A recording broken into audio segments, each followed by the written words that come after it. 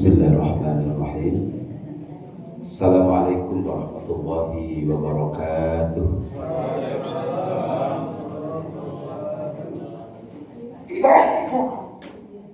Innal hamdalillahi nahmaduhu wa nasta'inuhu wa nastaghfiruhu wa nastahdihi wa natubu ilaihi.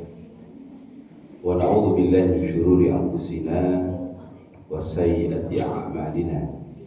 May yahdihillahu fala mudilla lahu wa may yudlil fala hadiya lahu. Asyhadu an la ilaha illallah wahdahu la syarika lahu wa asyhadu anna Muhammadan 'abduhu wa rasuluh.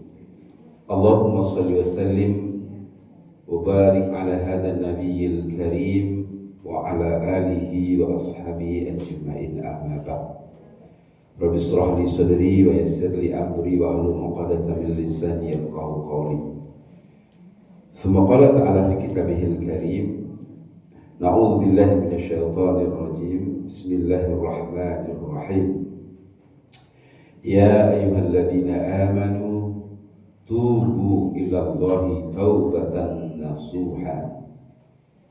Asya rabbukum an yukaffira ankum sayyi'atikum wa yudkhilukum jannatin tajri min tahtihal anhar yawman la yujzillahu an-nabiy walladzina amanu ma'ahu nuruhum yas'a baina aydihim wa bi aymanihim yaquluna rabbana atmim lana nurana waghfir lana innaka ala kulli syai'in qadir. Shadaqallahul adzim. Bapak Ibu hadirin wal hadirat jamaah salat subuh, mudah-mudahan kita semuanya senantiasa dalam lindungan rahmat kasih sayang Allah Subhanahu wa taala. Tentunya senantiasa kita bersyukur di atas nikmat-nikmat dan karunia yang masih Allah berikan kepada kita.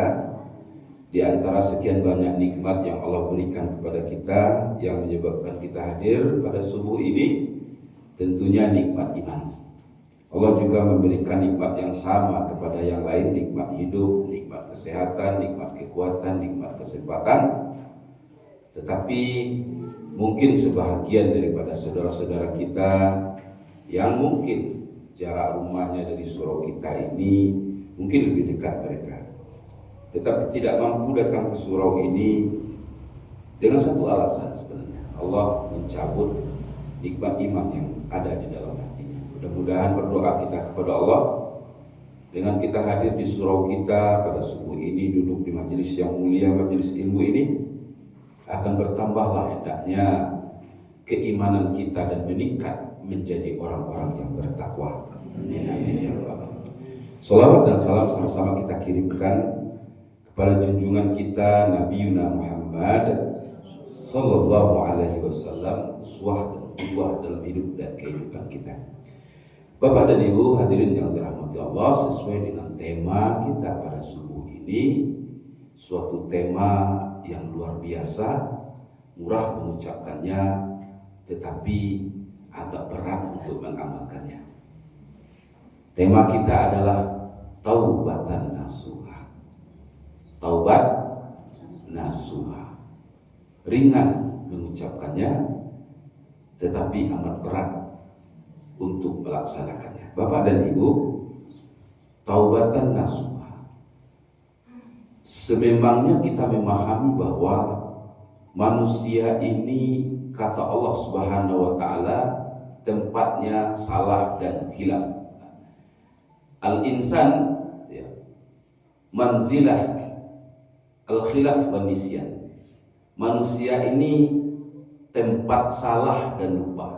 Jadi salah satu di antara karakter manusia ini sering lupa dan sering melakukan kesalahan. Begitulah karakter daripada manusia ini. Tidak ada manusia di muka bumi ini yang tidak punya kesalahan. Pasti semua kita punya salah. Tidak ada di antara kita yang tak berdosa. Pasti kita semuanya berdosa hidup ini. Siapapun orangnya. Siapapun orangnya. Yang tidak berdosa hanya malaikat saja yang tidak berdosa. Tetapi yang namanya manusia pasti berdosa. Sehingga kalau ada orang mengatakan, kalau tidak boleh saya berdosa, kalau kamu ingin sempurna hidup di dunia ini, jadi ajalah kamu malaikat. Kan ada seperti itu. Ya. Kenapa? Karena malaikat itu adalah makhluk yang paling patuh kepada Allah Subhanahu wa Ta'ala dan hampir tidak pernah melakukan kesalahan-kesalahan. Apa yang diperintahkan Allah dilaksanakannya. Ya. Berbeda dengan manusia. Manusia sebagaimana yang sudah menjadi semboyan dan moto, tidaklah dinamakan manusia la sumil insan illa linisyan. Tidaklah dinamakan manusia karena manusia itu sering lupa, kan begitu. Sering lupa, asal jangan sengaja dilupa-lupakan. Ada orang yang memang betul-betul lupa, ada orang yang sengaja melupa-lupakan. Apa yang biasanya sengaja dilupa-lupakan orang itu? Hutang biasanya. Ini hutang, tetapi pura-pura lupa, pura-pura lupa dia dengan hutang yang dilakukannya.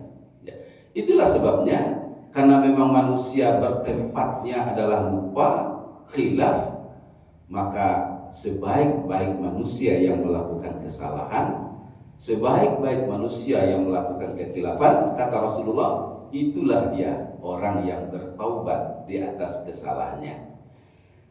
Nah, sesuai dengan tema kita Bapak dan Ibu, apa yang dimaksud dengan taubat nasuha? Tentu itu perlu kita dudukkan dulu, ya. Taubat nasuha. Kalau ada taubat nasuha berarti ada taubat yang lain. Taubat dari bahasa Arab taba, artinya kembali, ya. Taba, di dalam Al-Quran ada kata-kata mataba, tempat kembali. Jadi taubat itu apa? Kembali ke jalan Allah setelah sebelumnya melenceng ke jalan yang lain. Itu yang dimaksud dengan taubat. Lalu kalau nasuha, arti daripada nasuha ini kalau kita lihat di dalam bahasa Arab ada beberapa pengertiannya. Nasuha itu bisa berarti tulus, ya, bisa berarti ikhlas, bisa berarti murni, ya, bersih dari segala kotoran.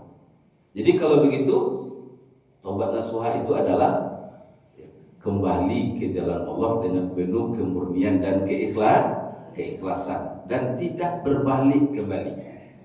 Itulah taubat nasuha. Lawan taubat nasuha itu Bapak dan Ibu tahu? Taubat sambalado. Ya. Tapi sambalado itu bukan bahasa Arab, ya. Sambalado berasal dari bahasa Arab, dan sambalado itu bahasa Minang itu, ya. Taubat sambalado. Apa makna taubat sambalado yang kebalikan daripada taubat nasuha itu? Kalau taubat nasuha itu kembali kepada Allah, taubat dengan, ya, tulus setulus-tulusnya, tidak akan kembali lagi kepada hal semula. Beda dengan taubat sambalado. Hari kunyo makan sambalado, kapadehan sui ke mahkamah. Nggak dan keulang-ulang lalu. 3 hari sudah itu nampak sambalado balik ya. Nah, boleh mani dia ini boleh makan lo balik. Sudah makan? Nggak ada ulang-ulang makan semua. Pade. Itu namanya bukan taubat nasuha, tapi taubat sambalado. Nah, dalam kenyataan, adakah hal-hal ini terjadi? Ya, taubat sambalado? Kalau tidak ada, tentu tidak akan ada istilah itu di Minangkabau. Ya, di tempat kita ini taubatnya taubat sambalado. Batu, watang kau masuk penjara, geceknya, tidak kamu ulang lagi. Kini kita tangkap terus kali lagi. Ya, nah tentu bukan tobat seperti ini, ya, yang diinginkan oleh Allah Subhanahu wa Ta'ala, tetapi taubat yang diberikan ganjaran oleh Allah dengan ganjaran yang sempurna. Nanti kita ungkapkan ganjarannya. Tentu adalah taubat yang tidak akan mengulang lagi perbuatannya. Bapak dan Ibu, ya, kalau kita berbicara terkait dengan taubat ini, ya, ada beberapa definisi memang. Kalau taubat itu kembali, ya, nasuha itu tulus, kembali kepada Allah dengan penuh ketulusan. Ada beberapa ulama yang memberikan makna daripada taubat nasuha ini dalam beberapa kitab tafsir. Di dalam tafsir Ibnu Katsir, ya, yang dimaksud dengan taubat nasuha ini, beliau mengungkapkan dalam bahasa terjemahannya atau bahasa kita taubat yang jujur. Ya, jujur artinya tidak ada yang disembunyikan lagi dengan Allah Subhanahu wa taala.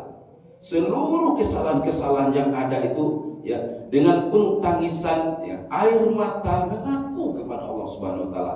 Iya, ini adalah sebuah kesalahan. Jujur, tidak ada ditutup-tutupi ya. Didasari dengan tekad yang kuat, bukan tekad yang lemah ya. Kuat itu maksudnya apa? Tidak akan mengulangi lagi ya. Dan kemudian taubat seperti inilah yang akan menghapuskan kejelekan masa silam serta menghimpun dan menguatkan pelakunya untuk lari daripada kehinaan. Ini yang dimaksud dengan taubat nasuha, taubat yang jujur, tekadnya kuat ya. Mengapa tekadnya kuat? Menghilangkan kejelekan-kejelekan, kehinaan-kehinaan masa lalu ya, menangis di hadapan Allah Subhanahu wa taala, berjanji tidak akan mengulangi lagi perbuatan ini. Betul ya Allah, saya salah. Saya telah melakukan ini, melakukan itu. Berjanji mulai saat ini tidak akan lagi mengulang kesalahan yang sama ya. Kemudian Umar bin Khattab radhiyallahu anhu mengungkapkan yang dimaksud dengan taubat nasuha itu adalah seseorang yang bertobat dan tidak kembali lagi kepada dosa, sebagaimana air susu tidak kembali lagi ke puting susu. Ya, ini artinya kalau air susu tidak akan kembali lagi ke puting susu, apalagi kalau air susu itu sudah dihisap oleh anak, tidak akan kembali lagi. Seperti itulah yang taubat nasuha lagi, tidak mungkin akan kembali lagi. Bapak dan Ibu hadirin yang dirahmati Allah Subhanahu wa taala. Di dalam Al-Qur'an begitupun hadis-hadis Rasulullah SAW cukup banyak sebenarnya ayat-ayat yang menjelaskan kepada kita tentang taubat ini. Salah satunya adalah di dalam surat At-Tahrim ayat 8 yang kita baca di dalam awal ceramah kita tadi. Apa kata Allah? A'udzubillahi minasyaitonirrajim. Ya ayyuhalladzina amanu tubu ilallahi taubatan nasuha. Wahai orang-orang yang beriman, bertaubatlah kalian kepada Allah taubatan nasuha, dengan taubat yang sebenar-benarnya.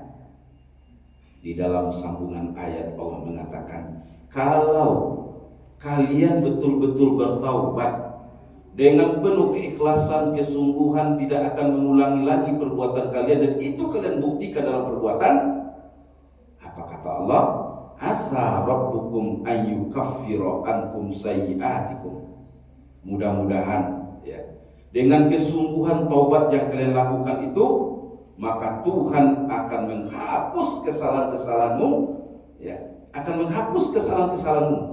Bapak dan Ibu, poin pertama daripada orang-orang yang betul-betul bertaubat itu menghapus kesalahan-kesalahan. Artinya kalau dihapus kesalahan-kesalahan itu oleh Allah, ingat di yaumil hisab, kalau sudah dihapus, apakah masih dihisab oleh Allah? Tentu tidak lagi, karena sudah di-delete kalau bahasa kitanya. Ya, ketika dibuka lagi filenya, tidak ada lagi, ya, tidak ada lagi. Ya. Tetapi apakah kemudian ada pertanggungjawaban? Sebagian ulama mengatakan, ya, Allah menghapus kesalahan-kesalahan masa lalu itu dengan taubat nasuha, tetapi penting juga kemudian Allah menyampaikan kepada yang bersangkutan tanpa diketahui oleh manusia yang lain, tentang ini loh kesalahan kamu yang aku hapus, kata Allah, nanti di yaumil hisab, untuk menguatkan ya, bahwa sesungguhnya kita ini pernah melakukan kesalahan, lalu kita pernah bertaubat, dan kemudian Allah menerima taubat kita. Artinya di-delete kesalahan kita itu, tidak perlu pertanggungjawaban lagi ya. Itu yang pertama, kelebihan daripada taubat nasuha. Kemudian yang kedua, di dalam ayat ini disambung oleh Allah Subhanahu wa taala ya. Setelah dihapus segala kesalahan-kesalahan masa lalu, apa kata Allah? Wa yudkhilakum jannatin tajri min tahtihal anhar. Allah masukkan kamu ke dalam surga ya, yang di bawahnya mengalir sungai-sungai. Bapak dan Ibu yang dirahmati Allah Subhanahu wa taala. Jadi bukan hanya kesalahan-kesalahan masa lalu yang dihapus oleh Allah, yang tidak perlu lagi dipertanggungjawabkan di yaumil hisab. Allah mengatakan yang kedua kelebihannya adalah Allah akan masukkan orang tersebut ke dalam surga yang mengalir di bawahnya anak-anak sungai. Ya. Cukup seperti itu juga kah?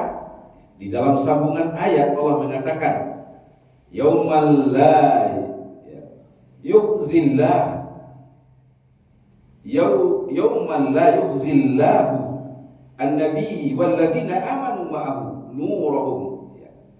Pada hari itu Allah mengatakan ketika Allah tidak mengecewakan Nabi dan orang-orang yang beriman bersama dengannya, cahaya mereka memancar di hadapan dan di sebelah kanan dan kiri mereka, sambil mereka berkata, orang-orang yang bertobat di dunia tadi berkata, Rabbana atmim lana nurana, ya Tuhan kami sempurnakanlah untuk kami cahaya kami, ya. Kemudian waghfir lana, ampuni dosa kami, innaka ala kulli syai'in qadir, sesungguhnya engkau maha kuasa atas segala sesuatu. Bapak dan Ibu, jadi keuntungan orang-orang yang bertobat dan tidak kembali lagi di atas dosa-dosanya, Allah hapus segala dosa-dosanya, padam. Kemudian yang kedua dimasukkan ke dalam surga. Di dalam ayat ini yang mengalir di bawahnya anak-anak sungai. Di Indonesia, di Nusantara, surga-surga seperti ini banyak ini, ya, mengalir di bawahnya anak-anak sungai. Kalau di Arab susah mencarinya, sehingga ketika orang Arab pergi ke Indonesia, inilah surga dunia yang sebenarnya katanya. Ya, pergi dia ke gunung, dilihatnya di bawah mengalir anak-anak sungai, persis seperti di dalam Al-Quran. Inilah surga dunia. Tapi bagi kita biasa saja, ya, bagi kita biasa saja. Kemudian Allah liputi dia dengan cahaya. Dalam beberapa riwayat, ketika dia menempuh siratal mustaqim, dipandu dia dengan cahaya. Cahaya apa? Cahaya atas taubat yang dilakukan ketika hidup di dunia dahulu. Bapak dan Ibu hadirin yang dirahmati Allah Subhanahu wa taala. Ini diantara dalil-dalil yang menjelaskan tentang taubat itu. Ya, bahwa ayat ini mengatakan orang yang bertaubat itu yukaffiru ankum sayi'atikum, hapus dosanya, wa yudkhilakum jannat, dimasukkan ke surga, nuruhum yas'a, ya, dia mendapat cahaya pada hari kiamat. Sehingga di dalam ayat lain apa kata Allah?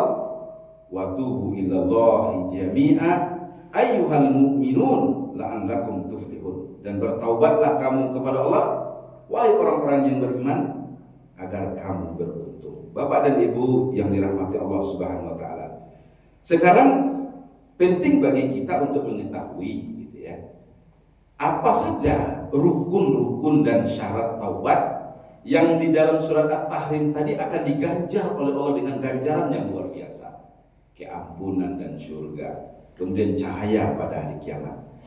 Ada beberapa rukun yang perlu kita ketahui terkait dengan apa saja yang menjadi hal-hal penting untuk kita ketahui kalau kita ingin bertaubat. Setidak-tidaknya para ulama sepakat, ya, ada 3 rukun taubat ini Bapak dan Ibu. Ada 3 rukun. Ya. Kalau rukun itu memang pondasi dasar. Nanti syaratnya kita bahas lagi nanti. Apa rukun yang pertama? Ya, para ulama seperti Syafi'iyah, Hanabalah, ya, kebanyakan ulama-ulama syalaf mengatakan bahwa 3 rukun daripada taubat itu, yang pertama adalah al-iqla'. Al-iqla', ya. Apa itu al-iqla'? Ya. Stop, menghentikan seluruh dosa-dosa yang sudah dilakukan. Berhenti, ya. Kalau berhenti tentu tidak melakukan kembali, ya. Tidak melakukan kembali, ya. Dan ini diungkapkan memang oleh Allah Subhanahu wa taala. Sejak saat itu juga ketika dia menyadari kesalahannya, dia berhenti. Dan menghenti ini tidak ditunda-tunda, ya. Tidak ditunda-tunda, berhenti ya berhenti, tidak diulang balik lagi, ya. Ambo iyo tobat saja kini. Tapi nasi 2 rigo iyo biarlah minta anci sama Allah, ya. Kan ada lo seperti itu tuh, ya. Ada seperti itu. Mohon maaf Bapak, Ibu, mohon maaf ya. Iko, kamu bukan bermaksud menyindir misalnya masalah rokok misalnya, Ya, masalah rokok. Ambo tidak berbicara terkait dengan masalah rokok, kesehatan segala macam. Mungkin lah paham sadonya, ya. Lah paham apa-apa yang merokok, mungkin ya, ibu-ibu yang merokok, ibu-ibu ada yang merokok. Apa-apa yang merokok. Merokok kok taubatan nasuhanya barek kok. Ya. Barek kok, ya. Sehingga ada orang lah tobat berkali-kali merokok lah coba lihat. Ya, merokok lah coba lihat. Itu sederhana saja kok, ya. Ya bagi sebagian ulama kan rokok kok haram gitu. Ada yang mengecekkan kalaupun tidak haram minimal hukumnya makruh. Ya. Apa tuh makruh? Ya, kalau makruh itu difahami salah moko adalah kalau ditinggalkan berpahala, kalau dilakukan tidak berdosa. Tapi makna makruh itu berubah gini Bapak Ibu. Ya. Apa tuh makna makruh tuh gini? Ya. Karena makruh tuh ada unsur-unsur sakit gitu ya. Walaupun tidak disepakati mudaratnya, sehingga berbeda kini makna makruhnya dulu. Ada definisi makruh yang baru. Apa itu? Sesuatu yang apabila ditinggalkan berpahala, apabila dikerjakan berdosa sedikit.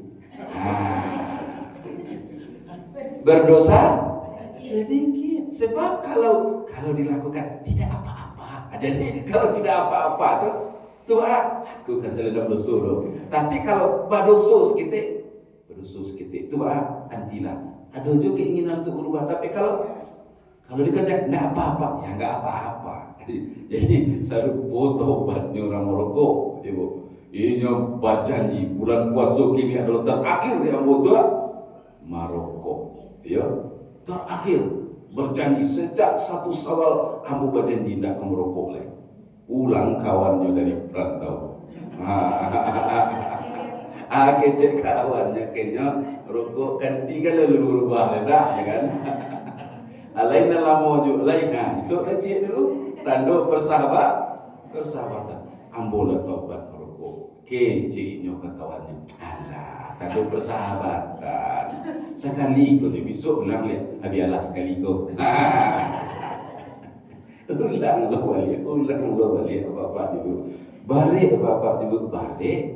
Ya, tanyalah apa-apa yang berhenti merokok gua. Adonan 3 kali gaya tobatnya sudahnya.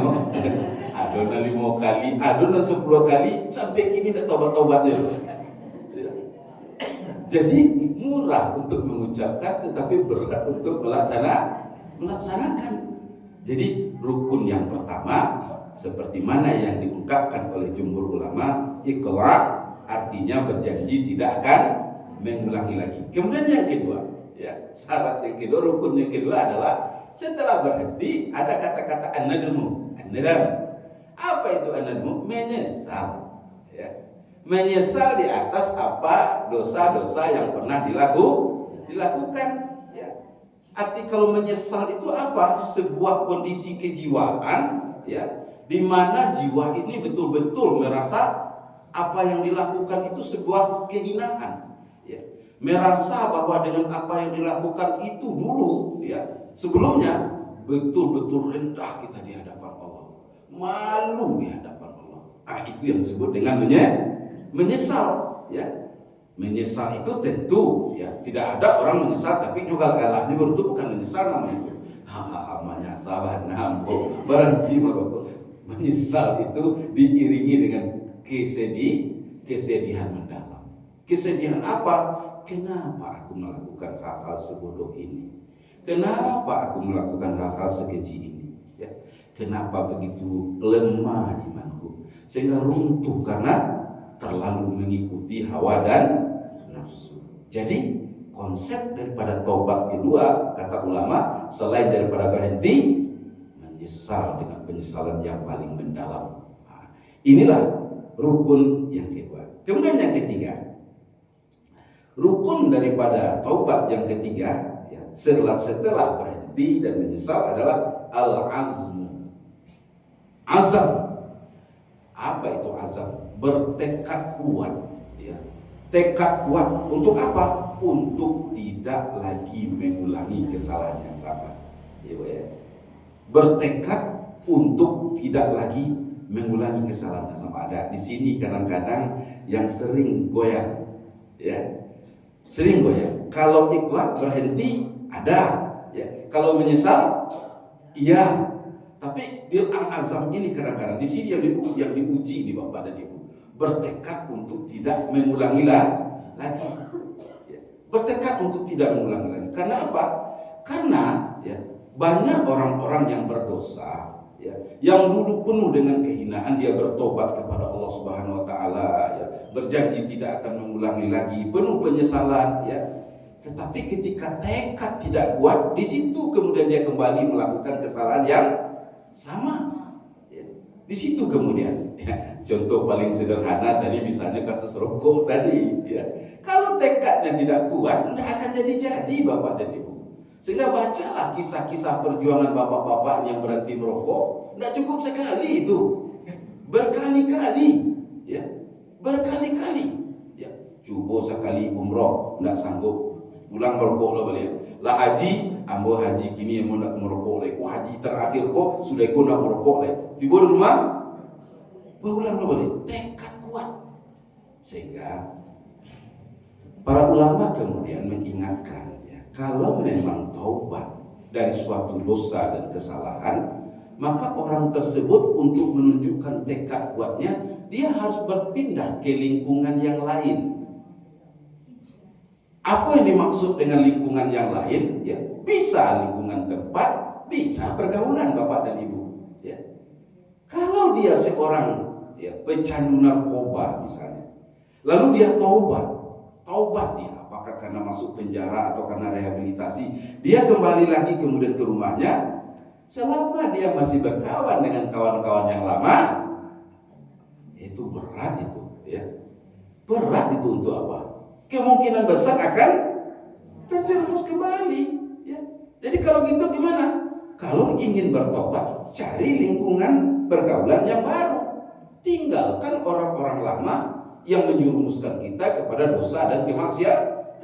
Sebab kalau kita sudah bertobat, lalu kembali lagi kepada lingkungan kita yang semula, pergaulan kita, teman-teman kita yang tidak baik, disitulah kemudian taubat nasuha ini mengalami kegagalan, menjadi taubat sabar lalu. Ya. Sebab apa? Tentu yang namanya kawan selalu akan menggoda, ya, mengajak lagi. Nah, disitulah kemudian, ya, karena berkali-kali tidak lagi, seperti air menitis berlubang juga, batu itu gagal juga. Ulang lagi kembali, cari lingkungan yang bagus, berpindah dari lingkungan pergaulan yang tidak bagus ke lingkungan yang bagus. Itu ciri-ciri daripada orang yang taubat nasuha. Lingkungan yang bagus itu apa? Cari lingkungan orang-orang yang akan membawa perubahan kepada kita. Karena teman ini kan sangat berpengaruh. Sehingga di dalam istilah dikatakan, kalau kamu ingin tahu seperti apa karakter dan sikapmu, sederhana saja. Lihat siapa yang menjadi teman dan kawan, bukan begitu? Ya, Bu. Siapa kawan awak? Siapa yang orang yang dakik dia, Pak? Siapa sahabat karib, orang yang dekat dengan kita? Kurang lebih karakter kita, ya, kalau bahasa orang 11-12 lah dengan orang itu. Tahu Ibu kenapa sebabnya? Sebab ya, radio itu bisa menerima kalau frekuensinya dapat. Frekuensinya sama. Mesti frekuensinya 100, 90 lah. Lepas suonya, apa suo? Nambah suo itu yang sama frekuensinya. Ya, Bu? Orang nan rajin sholat, basulah disuruh itihad di orang nan rajin sholat. Ya, Bu? Orang nan tak sholat dia basuh gini kok. Ya. Orang yang baik akan bertemu dengan orang yang baik. Orang yang jahat akan bertemu dengan orang yang jahat. Orang yang suka bergunjing pasti kawannya. Iya, Bu? Nah, Ibu lagu tak? Ya. Betul. Ya. Sebab orangnya kalau tidak suka bergunjing, ini tidak suka dengan di dalam majelis pergunjingan. Ya. Iya, Bu? Orang yang suka majelis ilmu, dia tidak suka dengan majelis ghibah. Ya. Begitu sebaliknya. Ya. Tidak akan bertemu, ya. Tidak akan bertemu orang yang baik itu tidak akan sefrekuensi bersahabat dekat dengan orang yang berbeda karakternya. Jadi kalau ingin tahu karakter diri kita, cobalah lihat siapa orang-orang yang berada di sekitar kita, milieu kita, lingkungan kita, yang tempat kita berkeluh kesah, tempat kita bicara. Nah, itulah karakter kita. Makanya ya Rasulullah di dalam salah satu hadis mengungkapkan kepada kita ya, berteman dengan ya tukang besi ya, tukang besi bahasa kita itu tukang apa tuh namanya di kami, tukang apa, bukan apa kaji ya, tukang apa, tukang besi. Berteman dengan tukang besi itu apa yang kita dapatkan? Kalaulah baju kita tidak terbakar ya oleh api yang sedang menyala karena dia menempa besi, minimal keluar dari tempat tukang besi itu baju kita bau asap ya. Tapi berteman dengan penjual minyak wangi ya, dua awak ditampe orang jual minyak wangi itu agak setengah jam adonan diotakkan yang dapat. Kalau ndak kadapi mana awak semprotan minyak wanginya ya, ndak benar ditunjuk awak minyak wangi itu minimal keluar awak dari tempat itu wangi juga gitu orang. Artinya apa? Itulah perumpamaan teman tadi, milieu tadi bapak ibu-ibu. Bakawan awak je orang yang kurang elok, indak mana awak melakukan karajonyo tu, tapi kecil orang. Saya lihatlah seno tu sembahyang pada masjid dia tapi kawannya ya orang-orang mabuk meneliti yo gitu. Karena itu tabok lendon padahal ada satu wak minum. Karena itu gara-gara berteman dengan orang-orang yang tidak baik. Tapi cobalah berteman dengan orang soleh. Ya, Bu. Berteman dengan orang soleh ya, jo ustaz-ustaz, jo buya-buya ya. Kecil orang walaupun kerajaan mabuk. Jadilah saya untuk kawan orang-orang elok sesedonyo. Dapet jo harumnya ibu, dapet jo harumnya. Maka disitulah kemudian penting bagi kita memfilter kawan itu, memfilter sahabat. Ada sahabat yang akan kita jadikan pedoman, ada sahabat yang ya sekedarnya saja hubungan kita menjaga silaturahim, dan ada lo kenalan yang rasanya tidak perlu awak dake-dake karena lebih banyak mudaratnya daripada manfaatnya, Bapak dan Ibu. Jadi itu adalah rukun yang ketiga ya Bu ya, bertekad kuat. Nah, sebagian ulama ada yang menambahkan syarat yang keempat ya. Menambahkan syarat yang keempat. Kalau yang tiga kuku sepakat ulama kubu berhenti, kemudian setelah berhenti ya menyesal, sesudah menyesal tekad kuat tidak akan mengulang lagi. Bukti tekad kuat itu apa tadi? Lari daripada majelis-majelis riba ke majelis ilmu. Barang waktu kawan wale. Kau nak amuh je ko je. Kalau kamu dari ko jo, babah lihat jo balik. Carilah kawan cari kawan baru. Nah, para ulama kemudian menambahkan dengan rukun yang keempat.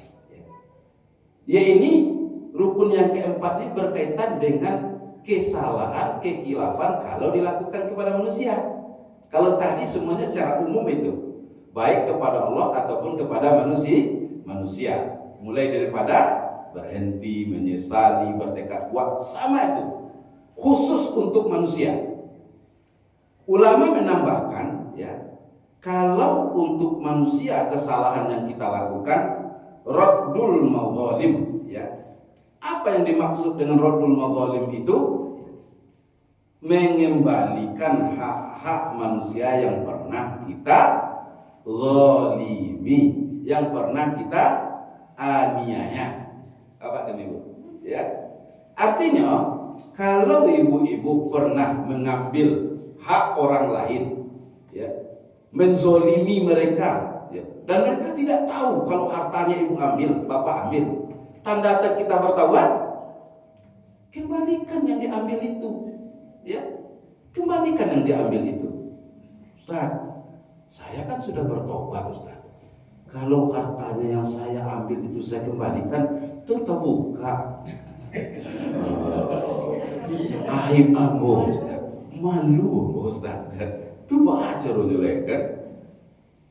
Jadi dalam hal ini Bapak dan Ibu, ada dua pendapat ulama sebenarnya tentang ini, ya, tentang mengembalikan hak orang lain. Yang namanya mengembalikan hak orang itu wajib, ya, wajib dikembalikan. Bagaimana caranya?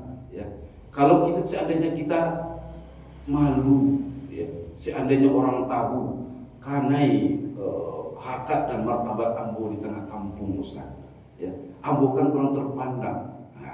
Contohnya kan begitu. Kalau seandainya ambo balik kan jujur ambo tentu nanti itu kalau mau tidak salah dia pengicik lo Ustaz. Yolah ambo balik anda tahu sekampung tentu malu ambo. Ya, pokoknya prinsipnya balik kan barang orang tuh bagaimanapun caranya. Bagaimana kalau riba? Tahu riba? Mengecek-ngecekkan orang lain, ya, tentang sesuatu yang ada pada dirinya dan orang itu nggak suka itu diungkap-ungkap, kan itu yang riba, ya. Beda aja fitnah. Kalau fitnah, ya, mengungkapkan sesuatu yang tidak dikerjakan orang lain, ya, menggembar-gemborkan seolah-olah orang itu melakukannya. Mana nggak ada dosa Ibu? Fitnah atau riba? Fitnah, ya. Fitnah lebih besar dosanya, ya. Al fitnatu asyaddu minal qatl, kata Allah, ya. Dosa fitnah itu lebih berat daripada membunuh, ya. Lebih berat dari membunuh, ya. Kenapa? Karena memfitnah itu kan sama dengan membunuh karakter orang. Orang dituduh untuk sesuatu yang tidak pernah dilakukan. Masyarakat percaya dengan itu, terbunuhlah karakter orangnya, padahal dia tidak pernah melakukan itu. Bapak dan Ibu, bagaimana kalau dosanya dosa riba? Ya, dosa riba. Ada dua pendapat. Pendapat pertama, orang yang ingin taubat dari dosa riba, Raddul Mazalim tadi, mengembalikan hak-hak orang yang dizalimi. Pendapat pertama harus disampaikan kepada yang bersangkutan bahwa dia, ya, sering diribahi, dia sering menjadi objek riba, ya. Jadi kalau gitu gimana? Datangi orang tersebut, minta maaf, ya, minta maaf, ya, Bu, ya, Kak, saya minta maaf ya atas kesalahan-kesalahan selalu saya lakukan tanpa sepengetahuan Ibu, ya. Kesalahan apa kata Ibu itu? Saya selalu menggibah Ibu dalam setiap majelis-majelis yang ada. Apa saja yang digibahkan itu, ya, ya, tidak usahlah mengatakan. Katakan aja lah kata Ibu itu. Saya ingin tahu pula. Ya, saya sering mengatakan bibir Ibu sumbing katanya. Alah, kacau lah sudah itu lagi, ya. Ya. Nah, diungkapkan apa yang pernah. Jadi kalau minta maaf dalam dosa riba, ulama mengatakan harus dijelaskan apa yang pernah kita sampaikan dan kita riba tentang orang itu. Itu pendapat pertama. Tapi Bu, Pak, ada pendapat kedua mengatakan untuk dosa riba ini pendapat yang paling kuat itu, ya. Kalau mudaratnya lebih besar daripada manfaatnya, maka tidak perlu disampaikan. Ya, Bu, tidak perlu disampaikan. Kira-kira ini menurut Bapak dan Ibu, menurut Ibu lah, ya. Janganlah menurut Bapak, menurut Ibu lah. Sebab riba ini biasanya kan ibu. Bapak ada juga, Bapak. Hah? Oh, banyak juga Bapak. Baik Bapak dan Ibu, ya. Apa-apa kok kalau nyeduk bersama Bu, nanti dia diceritakan hobinya Bu. Mancing, berbeda-beda ada ikan tadi kita baik sini. Ya, ada hobinya apa? Macam-macam hobi. Kalau ibu-ibu, kalau perempuan, ya, si Ano tuh,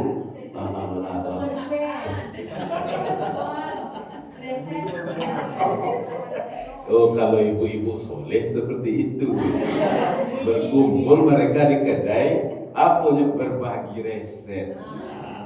Kalau kamu buat masakan ikan tuh, ya cukup itu saja dan nolong, ya. Harus ditambah iko, ya. Harus ditambah bahan iko. Tahu nggak si Ano?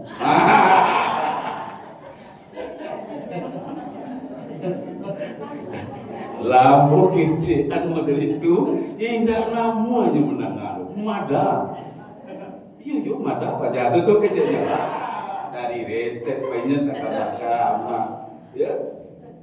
Bapak dan Ibu, jadi menurut pendapat yang kedua tadi, kalau mudaratnya lebih besar daripada manfaatnya, maka tidak perlu disampaikan apa yang digibahkan dulu. Ya, karena memang Bapak dan Ibu secara fakta, kalau kita minta maaf kepada seseorang, ya, lalu kita sebutkan apa yang kita gibahkan itu, mana yang lebih besar mudarat dan manfaatnya? Ya, jangankan maaf yang didapatkan. Kita kembali ke rumah dengan penuh penyesalan. Menyasa, aku minta maaf kayak gitu. Ancak kalau berliku apa biasa lah kan. Sehingga ulama mengatakan pendapat yang lebih kuat, kalau riba kita minta maaf sajalah di atas kesalahan kita tanpa perlu menyebutkan poin-poin penting tadi. Ya, poinnya 1 itu, 2 itu, 3 itu, apa katanya? Anda akan maafkan doi. Batuilah salamu kumudeliku pandangan masyarakat. Awaklah kirunya buang kirokku. Mulai dari saat ini jangan nampak juga buangku juga boleh. Mana yang besar mudarat dan manfaat? Sehingga lebih baik tidak disampaikan. Tapi beda dengan hal yang berkaitan dengan harta.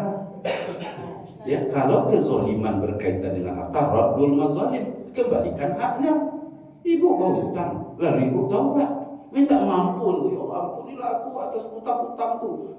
Hutang ibu kasih minta ampun ke Allah, nggak masuk.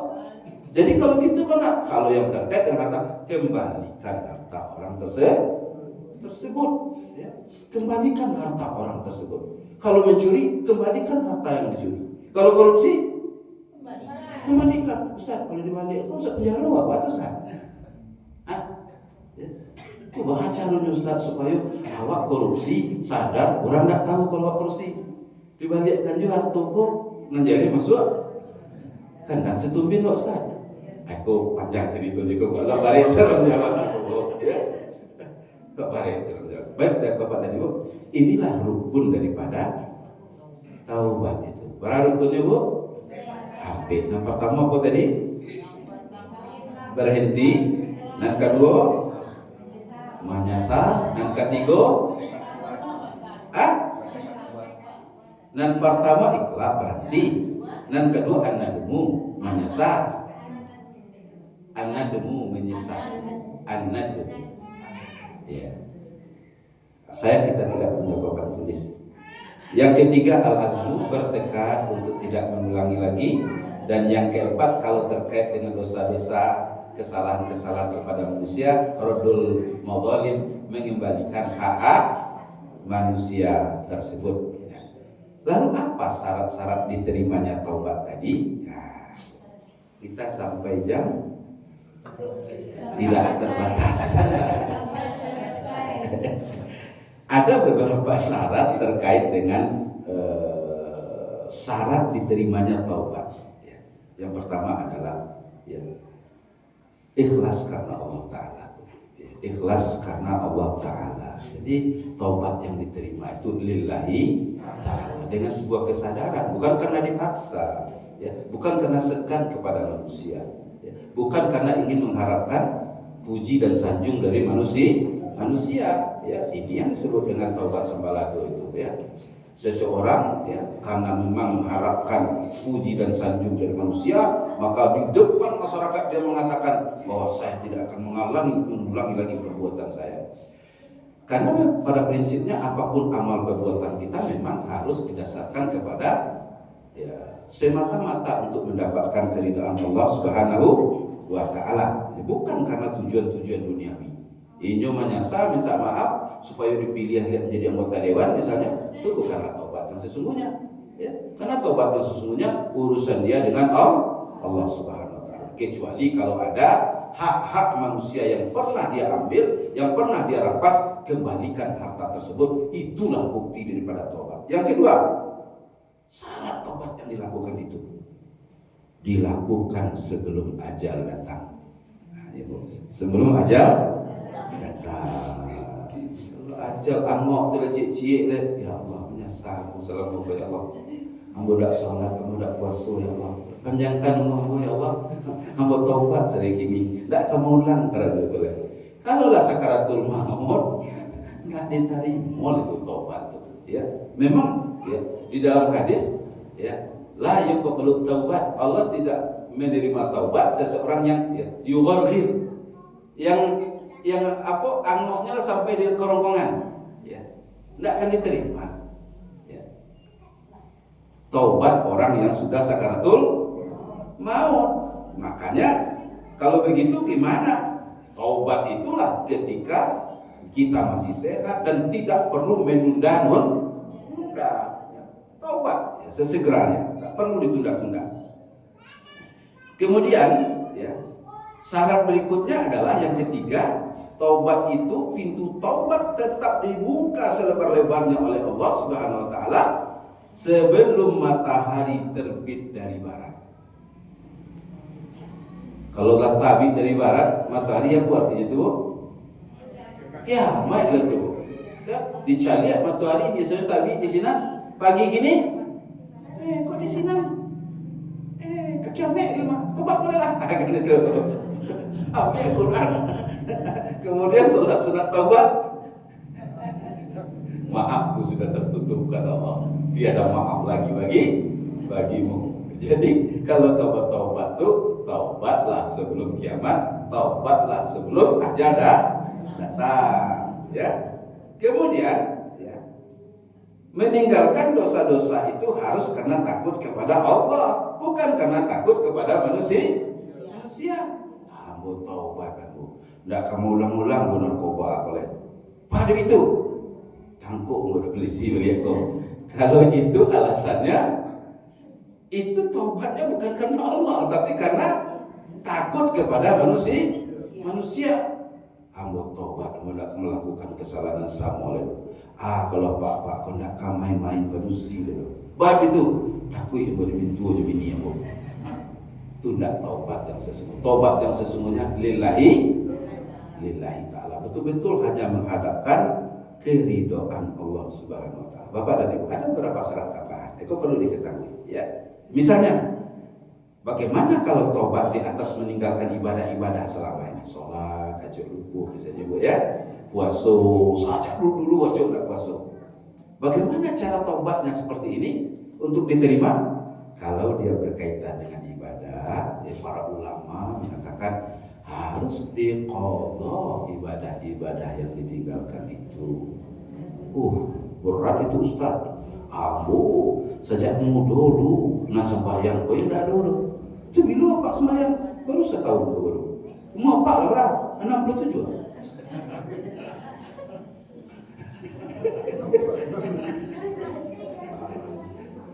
Jadi bagaimana cara bertobat? Kalau menurut ulama ya Syafi'iyah terutama mengatakan ya diqadha seluruh kewajiban kepada Allah yang ditinggalkan, seperti mana ketika kita tobat di atas kezaliman kepada manusia. Kalau seandainya sering menzalim manusia, berhutang dan bahaya, kalau nyotobat harus bahaya hutang tuh. Tidak bisa kezaliman kepada manusia lalu minta ampun kepada Allah. Tidak masuknya Bu. Kezaliman kepada manusia tak ada taubat harus minta maaf kepada manusia, kembalikan hutang tuh lihat. Ya. Hutang jangan sampai mati meninggalkan hutang, hati-hati Bu.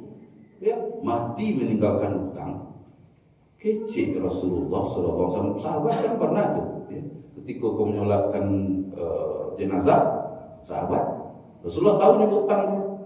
Kecil Rasulullah, hutang sebulan kau meninggal kalau bayi ya kau cek sahabat Rasulullah. Alun ya Rasulullah. Alun bayi lah. Alun punya minda. Enggak. Cek Rasulullah. Kalau sembahyang salah cek Nabi. Di sini masuk ke rumahnya dia. Bukan berarti tidak disembahyangkan ya. Nabi enggan menyolatkan orang yang meninggal dengan meninggalkan hutang. Ya, kecuali ya, nama jawab ambo yang kami nanggung Rasulullah, atau harta warisannya adu untuk pembayar hutang Rasulullah. Selesai itu namun Rasulullah menjelaskan. Bu, jadi mana hutang Pak? Bayar hutang sebelum aja. Baik. Jadi ibadah tadi dibayar, diqadha. Baca memang qadha itu Ustaz. Ya, kalau ambo dulu balik umur mau balik, kini umur ambo dah 70-an. Sembahyang baru setahun terakhir kau berusaha. Berarti 69 kurang 5 balik, nah berapa puluh tahun tu Ustaz. Ya, solat 5 kali sehari semalam. Nah, dia kata lo dapat. Ya, kalau namanya membayar sesuai dengan kemampuan. Kalau Imam Syafi'i qada.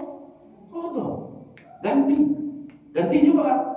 Sudah salat subuh, ya, atau sebelum salat subuh, qada lah salat subuh. Saya mampu awak, ya, qada. Sengaja pun qada sampai kita menikah. Itu bukti daripada ya, taubat itu. Jadi di qada. Puasa pun ada itu juga. Puasa yang selama pun nak puasa karena berpuluh-puluh tahun, qada. Ya kita bayar terus kan. Ya bayar semampu kita. Artinya puasa Senin Kamis niatkan itu puasa qada, Bapak dan Ibu. Kemudian yang kedua, ya, setelah diqada untuk dosa-dosa besar memang diungkapkan oleh para ulama, ya. Perlu adanya mandi taubat. Seperti berzina, ya.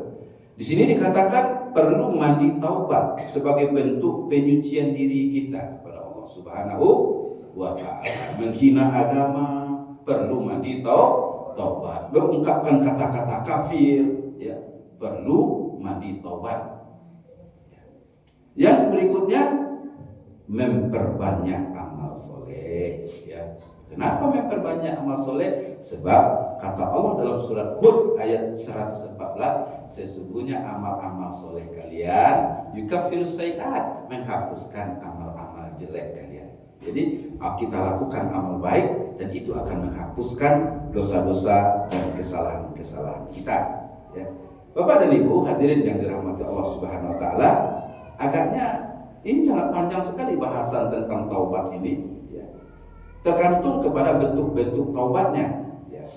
Lalu kalau untuk terkait dengan manusia, yang tadi kan terkait dengan Allah itu, ya, mengqada ibadah, mandi taubat, memperbanyak amal-amal baik. Kalau kepada manusia, ya, atau hukukul ibad, hak-hak manusia, di situ ulama membagi, ya. Tadi kan 3 ditambah hampir Raddul mazalim, kembalikan hak manusia itu. Kalau dia terkait dengan harta, dikatakan, ya, syarat terpenuhinya taubat itu kalau dia terkait dengan harta yang pernah dizalimi orang lain, mengembalikan harta tersebut kepada pemiliknya atau ahli warisnya. Kalau pemiliknya telah meninggal, agiakan anaknya. Tamui, ya, harta ayah dulu, itu pernah Pak ayah dulu ketika dia hidup badoso, Pak. Kini, ya, kan ayah telah meninggal, apa ingin membalikkan harta yang pernah diambil dulu, ya.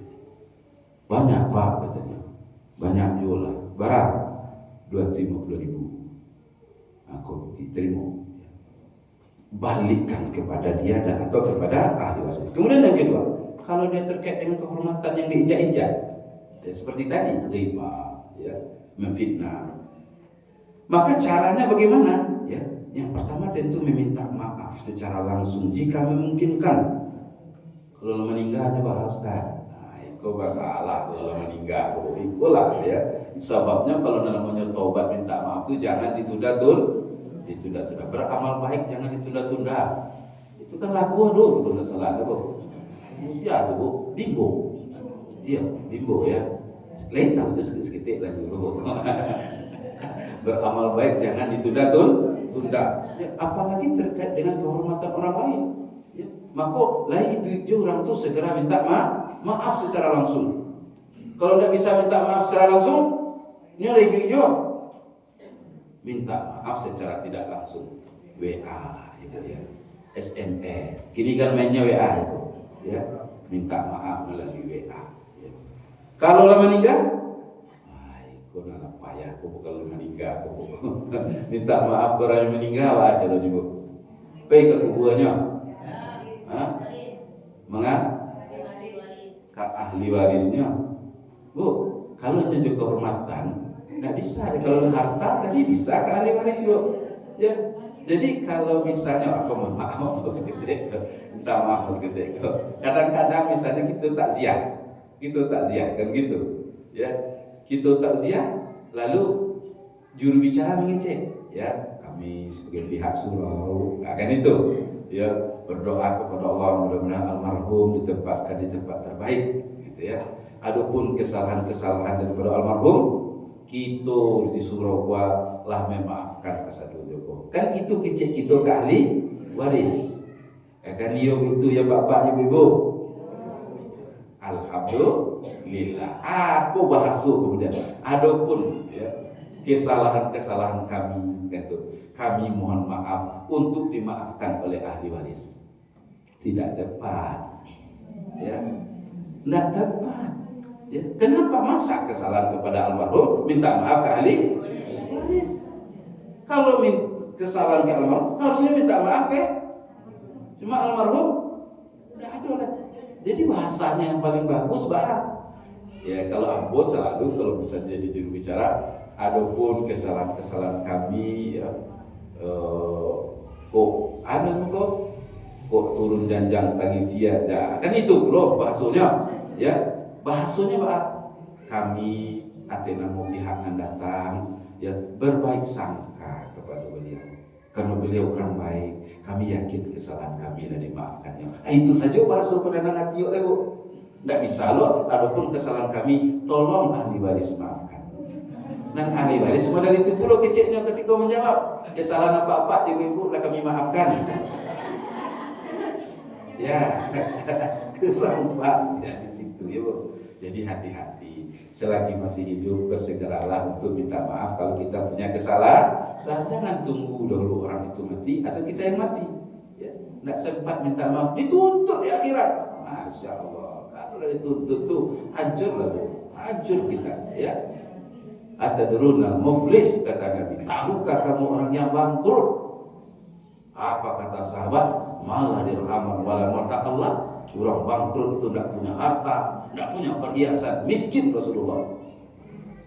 Iya, tapi bukan itu maksudku kata Nabi. Sahabat katakan orang bangkrut bawa al-mata ila suq, bawa perdagangan ke pasar, pulang-pulang jangan terdapat untung. Dengan modal tandas ya Rasulullah. Nah, itu betul juga tuh muflis itu. Bangkrut itu katanya. Muflis itu kan bangkrut, tapi bukan itu maksudku. Lalu yang bangkrut itu apa ya Rasulullah? Ya Rasulullah menjawab, yang bangkrut itu kata Nabi, man atallahu bi sholatiha wa siyamiha wa shadaqatiha wal hajj wal umrah. Orang bangkrut itu orang yang datang ke hadirat Allah nanti dia yaumil hisab. Dengan apa dia datang kepada Allah? Sholatnya, puasanya, zakatnya, sedekahnya, umrohnya, hajinya. Berat timbangannya, berat. Iko tidak boleh tuh, seruku untuk orang iko. Tapi sayang amat disayangkan. Kan begitu kata Rasulullah. Ya, ketika Allah akan tetapkan ya keputusan terakhir, Allah berseru kepada sekalian manusia. Ayuhan nas, wahai sekalian manusia di padang mahsyar ini. Dilihat di sebulan ini sedang aku hakimi. Itu luar biasa itu ya. Penghakiman Allah itu seorang-seorang nanti dulu tidak bisa menggari kakiku sebelum selesai ya Allah. Kalau KPK kan lah ibarat panggil sekali tidak cukup besok panggil lo kan oleh itu ya tahanan ya kemudian pakai baju oranye pakai gari tidak cukup sidang hari pulang dulu panggil 2 hari kan itu dalam hadis-hadis tentang penghakiman kita di yaumil hisab sebelum selesai tidak akan berganjak ya. La yazalu qadamal abdi yaumil qiyamah. Tidak akan bergeser kaki anak Adam nanti di yaumil hisab. Sebelum mereka mempertanggungjawabkan 4 hal. Tak bergeser. Ustaz, pahala istirahat makan minum kan itu kan itu. Jangan ditanya pula nanti. Ya, tidak ada sesi-sesi istirahat nanti ya Allah Ustaz. Ya, sesi makan, sesi minum. Apa? Di situ tidak ada cerita makan dan minum. Selesai. Jadi Nabi mengecekkan yang bangkrut toko datang juga pahala banyak ibadah kepada Allah. Tetapi manusia satu persatu datang menuntut keadilan. Ya, minta hutang yang tidak dibayar, hati yang tersakiti, hak-hak yang dizalimi. Banyak. Dengan apa dibayar? Dengan pahala sholat. Ambil sholat dulu. Sekira-kira kezaliman yang dilakukan. Ambil habis pahala sholat, masih banyak yang datang. Ambil pahala puasa. habis pahala puasa, pindah ke pahala sedekah, zakat, umroh, haji. Pahala yang begitu banyak tadi Bu, habis ludes Bu, karena kezaliman kepada manusia. Tetapi manusia masih ada yang minta keadilan, sementara tidak ada lagi pembayarnya. Dengan apa dibayar? Dalam hadis, kesalahan-kesalahan orang yang pernah dizalimi dipindahkan ke dia seukuran, sehingga yang mulanya jaraknya dengan surga sedikit lagi, sekarang merenggang sejauh-jauhnya, semakin dekat ke neraka. Itulah orang-orang yang muflis, yang bangkrut itu.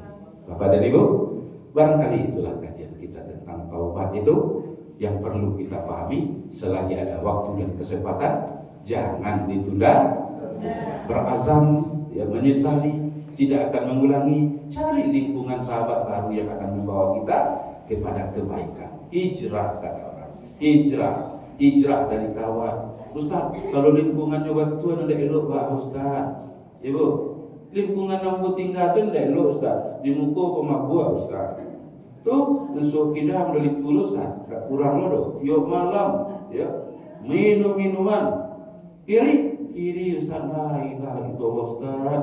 Ya, tiap malam saya produksi datang. Di belakang tak habis Ustaz. Dia rumah bos orang Ustaz. Kalau lingkungan itu betul tidak bagus untuk pergaulan, cari tempat lain. Itulah sebabnya Nabi mengatakan, ya, kalau kau mencari rumah, dan pertama kecil Nabi, dan kalau kau mencari rumah, ya, carilah tempat yang akan bagus untuk perkembangan emosi dan anak-anak itu. Lingkungan yang rancak, ya, lingkungan yang rancak, cari kecil Nabi, ya. Belajarnya di situ perumahannya maliang sesadornya. Cuma tanahnya murah, separuh beda aja tanah lain. Oh, Bali juga tanah di sini, biarlah mahal, tapi lingkungannya rancak, ya. Laki musola, orang-orangnya satya, taat beribadah. Kira-kira serbu lingkungan mau kota masalah. Nggak aneh terus gitu ya. Hati bayar, ya. Mahal warna di siku Bali, gitu. Maha Bali.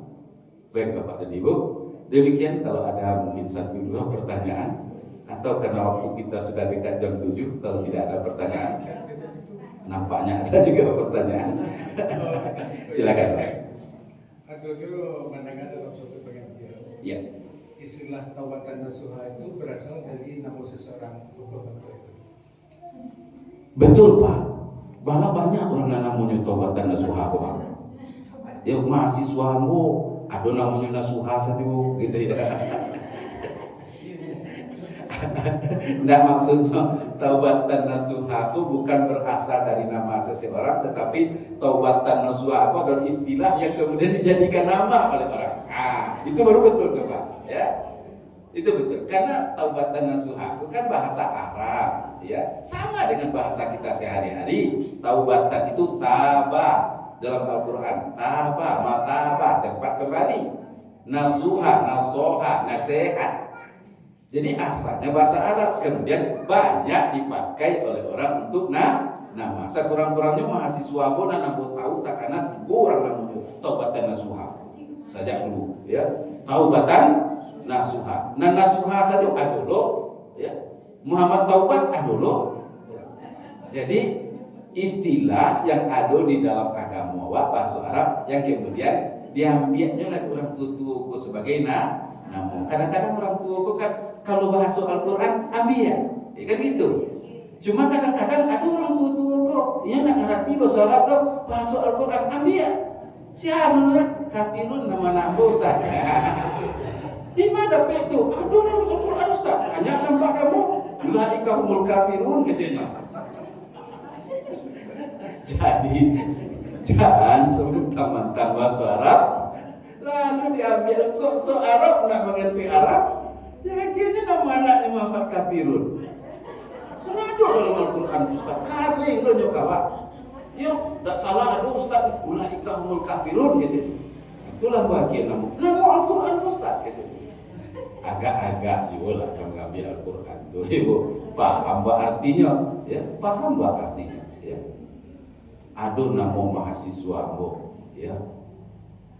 namanya Zulman Hadi. Zulman Hadi. Zulman zolim. Hadi petunjuk. Orang zolimnya dapat petunjuk.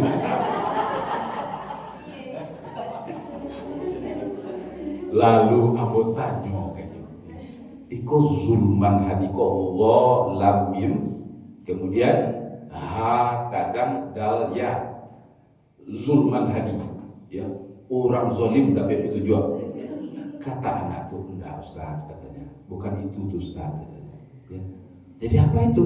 Bukan Allah Ustaz, tapi ilal katanya. Ilal waw, zulman man mim nun ya. Zulman, orang yang bercita-cita dan berazam, Hadi mendapat petunjuk. Mantap namanya. Jadi kalau ingin tahu nampak bahasa orang, nama orang agak lain, Bu, jangan kesimpulkan sendiri. Tanya dulu nama orang tuh. Apa maksudnya kok? Karena yang paling tahu dengan nama sesuatu adalah orang yang memberi nama. Oke, Pak. Jadi taubatan nasuha itu istilah yang diambilnya sebagian orang tua menjadi namo untuk anak-anaknya. Oke, Pak? Ibu-ibu belakang yang dibahas sejak tadi nampak lapangan saja. Pak RT, Pak RT. Mohon izin Pak Ustaz. Ya, Pak. Sangat menarik kajian pagi ke Pak Ustaz. Banyak yang kita ambil hikmah dan pelajaran. Tertarik Pak Ustaz yang ketiga tadi Pak Ustaz. Poinnya untuk bertekad kuat untuk tidak dilakukan. Apa Pak Ustaz upaya dari kita untuk memperkuat dan mempertebal tekad kita tidak melakukan kesalahan yang lalu atau yang merugikan awak di keluarga awak. Apa upaya-upaya awak gitu? Terima kasih Pak. Baik, tadi kita sudah menjelaskan terkait dengan al-azam, bertekad, nggak tanggung-tanggung, harus dengan tekad yang kuat. Tadi sudah kita gambarkan, ya. Tekad kuat kok bisa saja tekad kuat hijrah. Kalau bahasanya hijrah dengan sungguh-sungguh, seperti hijrahnya Rasulullah dan para sahabat dari Makkah ke Madinah.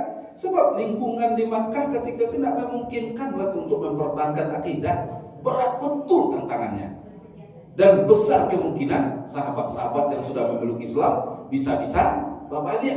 Agaknya ikulah barangkali hikmah Allah perintahkan Nabi dan para sahabat, hijrahlah kalian ke kampung yang lain yang lingkungannya lebih bisa menerima kalian. Jadi bisa jadi hijrah tampe. Kan itu yang pertama tuh bahasanya. Ya, jangan batampe itu ditampe yang akan membawa kita kepada perkara itu.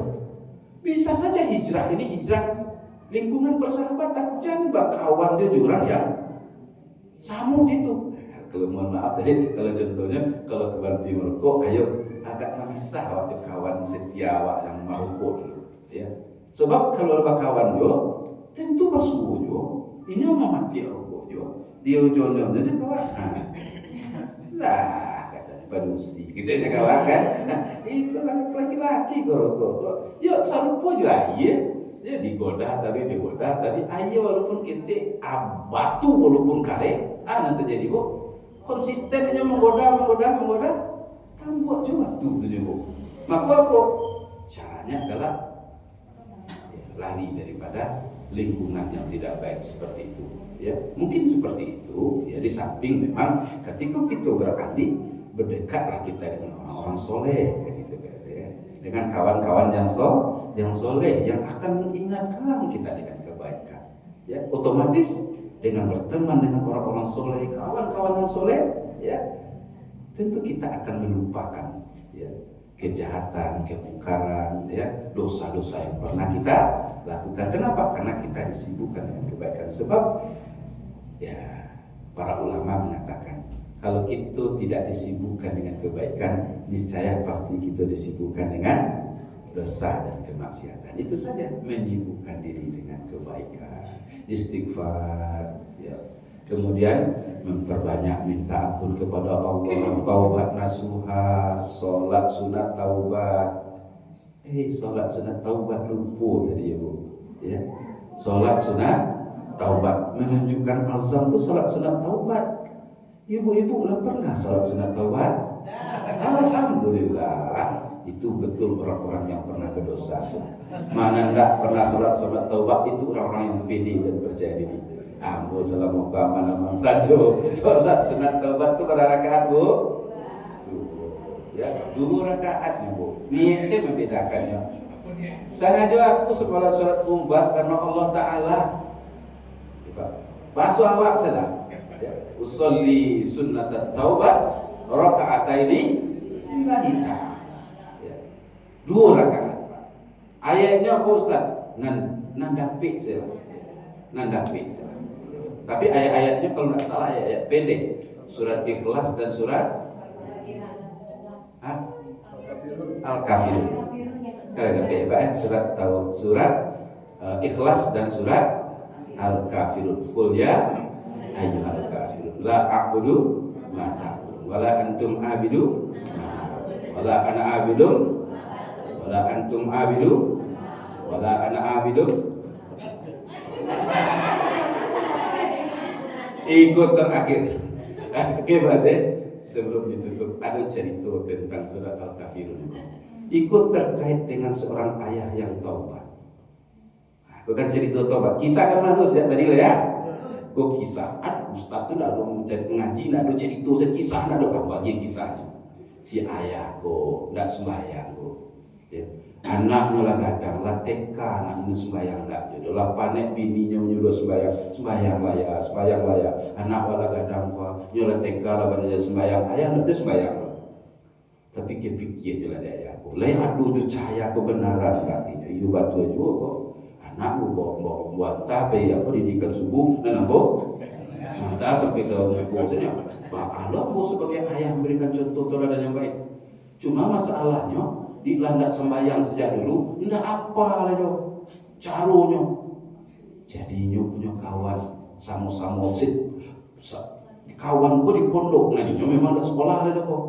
Ditamuinya lah kawannya kok, kecil istri aku, anak ambulan TK tu kini lah kerja sembahyang banyak ayat tapi di nyok, jus 30 tu jus 30 itulah apa ini seru.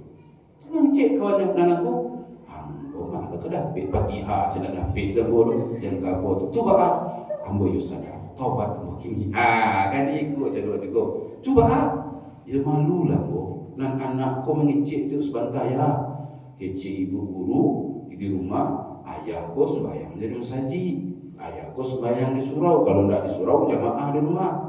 Kecil ibu guru di sekolah. Kalau sembahyang di rumah siapa kecil imam? Ayah kecil guru.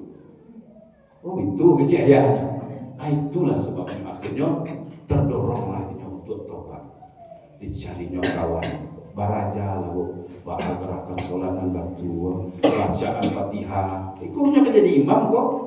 Mengiciknya kan kalau jadi imam kok syaratnya pun tadi baca kecil kawannya Fatihah itu ayat 2 itu sih modalnya kecil kawannya Fatihah ayat 2 ya kalau Fatihah wajib kok labar aja lah sebentar sehari itu memang karena memang di lingkungan aku sebentar Fatihah repek ayat yang pendek salah kecil kawannya apa baca salah trikul kecil kawannya trikul Kul huwallahu kul ya ayyuhal kafirun wah dia apa-apa nyala itu kul huwallahu Allahu samad. Sudah itu kul ya ayyuhal kafirun. Ya kan itu saja tuh. Saya mulai yakin ini pulang anaknya sekolah.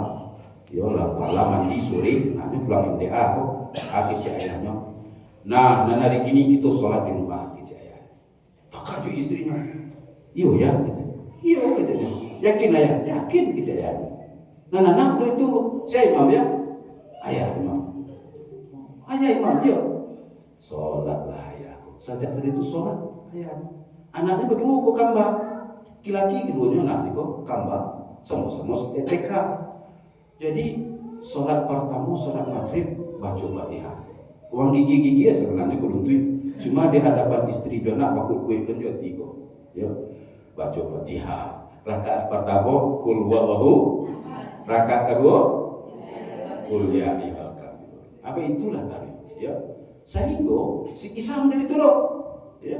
azan di saat awak sholat berjamaah di rumah. Subuh pun begitu loh. Rakaat pertama kulhu, rakaat kedua kuliah. Cuma untuk variasi bisa saja. Kalau sholat maghrib kulhu pertama, kuliah kedua. Sholat isya kuliah pertama, kulhu kedua. Sholat subuh variasinya dulu kuliah saja. Anak-anaknya, 830 ya, mendengar ayah membaca itu sini baca kulhu kuliah sekali dan anaknya kok kayaknya loh kok ya, pas ayahnya di rakaat pertama membaca ya Al-Fatihah, kecil anak nan pertama kekadiannya kagak kulhu kecil anak nan seorang nan mereka kuliah sampai tadanga ada ayatnya tangan belakang kok pokoknya kulhu gitu. Nanti pokoknya kuliah gitu. Kulhu kuliah. Baca dulu. Sabananya ya. Di inyo modal itu baala caro kok. Jadi sabananya caritonya nyo kan trikul kok. Kul huwallahu ahad. Kul a'udzu birabbin nas, kul ya ayyuhal kafirun. Jadi saritonya salah dari awal kok. Caritonya dari awal sebenarnya si ayah kok disarankan di kawannya baca salah kul hu kul a. Kul huwallahu ahad, kul a'udzu birabbin nas. Itu sudah diulang-ulang. Sehingga ya kan kalau bosan anaknya kecil kul a, kul hu kecil. Kul a, kul hu. Inyo baru belajar kuliah. Ayat yang ketiga baru. Jadi untuk membuktikan bahwa ayat kolak sempurna digambarkan anak-anak, ayat kuliahnya kok baru dibaca belum pandai mana senang aja. Biarlah kalian terlalu menganggap rendah ya kan, itu kecil ayatnya. Tinggal baca lah kuliah. Padahal itulah pertama baca kuliah. Biasanya kul ajo kulhu.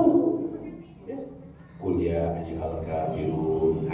Dalam hatinya rasanya kalian enggak betul kalian kalau kita ya. La a'budu ma ta'budun. Baca sampai akhir ya. Wala a'budu ma abattum wala antum a'buduna ma a'budu wala ana a'budu ma abattum wala antum a'buduna ma a'budu wala ana a'budu ma abattum wala antum a'buduna ma a'budu. Putar-putar di situ saya. Diulangnya boleh, situ juga kanainya boleh.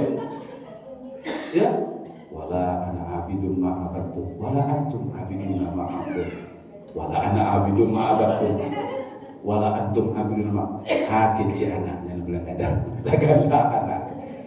Kecil anak kalau mati itulah ya. Kul a tadi kan selesai itu bicara.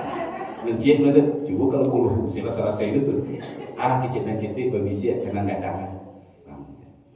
Tujuan saya. Kurang jual. Kecilnya kayanya mengingatkan lakum kecilnya. Langsung sayanya ke kecil lakum dinukum maradolin. Bapak dan Ibu demikian, mudah-mudahan bermanfaat kepada kita semua. Iya Bu. Tanya mengenai sholat suruh, Pak. Sholat suruh. Iya, jadi kalau aku sholat suruh dengan awal duha. Makanya waktu suruhnya udah masuk ke waktu duha kita Kini lah masuk waktu duha gitu. Itu bakal sholat suruh lewat waktu duha lah masuk. Laksanakan salat duha lah Bu. Ustaz kalau suruh siapa Ustaz? Ibu melaksanakan suruh di waktu duha. Ya. Itu pahala pun ada dapat Ustaz. Pahala ibu lebih kadang duduk di majelis ilmu. Lebih kadang daripada sholat suruh. Iya, sholat duha Ya. ya. Coba. Majelis ta'lim kau lebih tinggi pahalanya daripada sholat sunat. Sebab kau nak ilmu kan itu. Sholat duha saja. Lah waktu masuk duha ya Bu ya. Habis waktu suruh ya Bu. Ya, baik Bapak dan Ibu. Demikian, kalau ada nambah datang dari Allah, kalau ada yang keliru dari aku sendiri, mohon maaf kan Bapak dan Ibu. Sampai-sampai waktu suruh pun lewat gara-gara pengajian yang panjang tuh Ibu. Itulah akibatnya kalau mengaji sekampuan dulu ya. Kurang sampai 6:30, awak sampai jam 7. Insyaallah. Kita tutup dengan doa kafaratul majlis. Subhanakallahumma wa bihamdika asyhadu an la ilaha illa anta astaghfiruka wa atubu ilaik. Wabillahi taufiq wal hidayah. Assalamualaikum warahmatullahi wabarakatuh.